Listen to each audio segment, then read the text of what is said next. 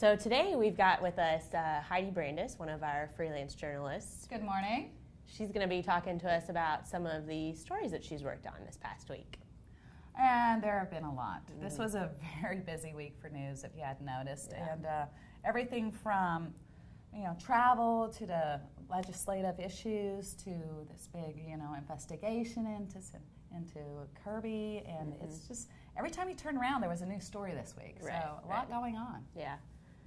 So what? Speaking of the legislature, what has come of it so far that you've seen? Well, right now, everybody's getting their issues out there. We're having the legislative agenda meetings, where everybody's saying, these are our issues. This is what we want to push. This is what we want to focus on. We've had some crazy bills come up. We've had some very controversial bills come up. You have Senator Silk's bills that are pretty harsh against abortions. He wants to criminalize doctors who perform abortions, make it a capital offense in some cases. You had the ACLU and Planned Parenthood come out against the anti-LGBT legislation, anti-abortion legislation, and calling on legislators to stand up to these. They specifically called out 3 legislators, and we tried to get in touch with them. They didn't return our calls, but yeah, they're pretty harsh. Yeah, they're probably harsh. all. Speaking of the legislators, trying to get a hold of them, they're probably all a little bit busy with next week starts the session. Is that correct? Next week does start the session, but now is the time to return the phone calls. Right. I think because session hasn't started. Yeah. But again, these are very controversial bills. There are people on one side that are very, very much in support of anti-LGBT and reducing abortions, and then there are people on the other side that are very passionate about keeping abortion safe and legal for women in Oklahoma and expanding rights to LGBT employees and such on like that. So I think we're going to see a lot of fireworks this session. Yeah, so. I agree with that one. Yeah. So moving on to something a little less fireworky. Yay.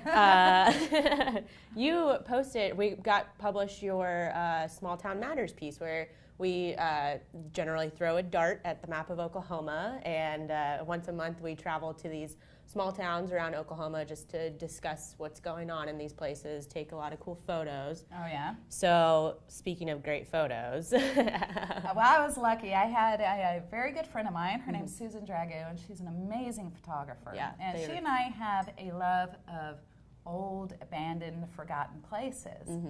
So we decided we were going to do a road trip one Friday and just hit numerous places. And along the way, we hit this delightful, very interesting town called Asher, which is in the far southeast corner of Pottawatomie County. And this place is filled with history. It started out as this big oil boom town and was considered the big city for a while. They had this old train, Old Beck Old Beck was the train that came every day through Asher, and it wouldn't go anywhere. It would stop in this field, and there was that old-timey turnaround that would turn the train around and head back to Shawnee. And we tried to find that. We never did. I don't know if anything remains of it. Right. But our biggest adventure in Asher was trying to find this old spring house that was built by Jesse Chisholm, the guy who created the Chisholm Trail, right? And we had to bushwhack through these brambles and these wild places, and we had to follow these 2 little old ladies. And it was the funniest thing because Miss Rita was in a denim skirt. She had long white hair. She was in flats, and she was hardcore. She was just pushing brambles away and tripping. We're all just getting scratched up. But we did find it, and it's a spring on the land. And he built this in 1840-something, and it still stands. Wow. Yeah, and it was amazing to find. Yeah. Of course, that whole area, you have the Sacred Heart Abbey, which was the first Catholic mission in Indian Territory, and then it became a big abbey, and it was destroyed by fire. But it's still a beautiful place, just right outside Asher. You mentioned that it was technically founded in 1892 by some random guy from Kentucky, right? Yeah, he bought some land, George Asher. He bought some land there, and what happened is what brought him from Kentucky? Like, why did he just say free land? Oklahoma? I mean, cheap land. Yeah. He wanted. A lot of people were looking for land in Oklahoma. It was just opened up, so Right.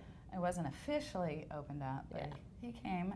There was a post office in a neighboring town, and the name escapes me. But it it left Chisholm Springs, wasn't it? No, this was a Okay. different one. But Okay. they moved the post office from that town to Asher, Gotcha. which made Asher pretty much an official town. Mm-hmm. And so Mr. Asher bought up all this land, and this bank came in and bought up all this land, started advertising, hey, cheap land, come. Right. And Asher said, the only thing I ask is you name the town after me. Yeah. And that's how it's got its That's name. cool. You know what else Asher is famous for? Who? What? Baseball. Oh, really? Apparently Asher has the most winningest, I can't even say the word. Their high school baseball team won more championships than any other baseball team in the entire nation. That's And they crazy. still hold that record. That's awesome. I know, isn't that But cool? there's only, I think, recalling from editing the story, there's only, 400 people who live there now? Yeah. That's Yeah, so it's tiny. it is very, and there's not much left. There's Yeah. a post office, there's City Hall. Yeah. But the people there are very proud Mm-hmm. of their history and very proud of their community. And I have to tell you, I thoroughly enjoyed exploring that area. Yeah. So. We love our small town matters. So moving on, there was a story that we just posted yesterday. There were a couple. Yes, there were. About the Oklahoma Task Force. Yes, the governor's Oklahoma Criminal Justice a Reform mouthful. Task Force It's a big mouthful. published their recommendations and final findings yesterday. And it's Right. everything from reducing sentences for certain property crimes like theft, reducing sentences for certain nonviolent drug crimes, Right. and a lot of changes to parole. And one of the biggest ones, the one we didn't get into it in the story as much as I would have liked to, but they want to come up with this parole program for geriatric prisoners. Oh. Except for those that have been sentenced to life without possibility of parole, or Right. sex offenses, or really, extreme violent crime offenses. If they've served something like, I think it was 70% of their sentence, they want to start a program that kind of phases them out of prison Gotcha. in their twilight years. so Yeah, to and you speak. mentioned they would have some sort of GPS tracker or Yeah, something. that was another thing. Is Yeah. do we keep them incarcerated, or Right. the prisoners that are doing everything they're supposed to and acting well? Can we phase them into a GPS tracking system where they're out of prison, but can still be monitored? A lot of interesting recommendations, and many of them require legislative actions. Right. I had read somewhere that the district attorney, David Prater, was not happy about many of the recommendations, and so you're going to get both sides. Right. Do these recommendations stem from the recently voted on state questions, 780 and It 781? kind of ties into that because 780 did reduce sentencing, and certain drug offenses went from felonies to misdemeanors. Right. Things like that. So it all ties in. I think everybody from the governor down to, law enforcement knows we have to do something about our criminal justice system in Oklahoma. We're overcrowded. Yeah. We can't afford it.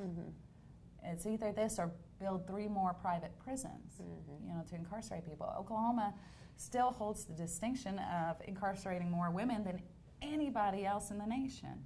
And most of those are nonviolent drug offenses. So would it be better to get them into treatment, have drug court type things, as opposed to incarcerate mothers and women who have a drug problem, but who aren't violent and committing violent crimes and things like that? These are issues our state has been battling with for many years, Very and true. probably will take many years more to fix it. Yep. So, but it's a start. I agree. Well, All right. Heidi, thank you so much for Well, chatting thanks with for us. having me. Thanks for the Absolutely. coffee. You're welcome. Bye, Sarah. Bye-bye. So that wraps up what we have for this week. Be sure to stay tuned for the next Red Dirt Report recap.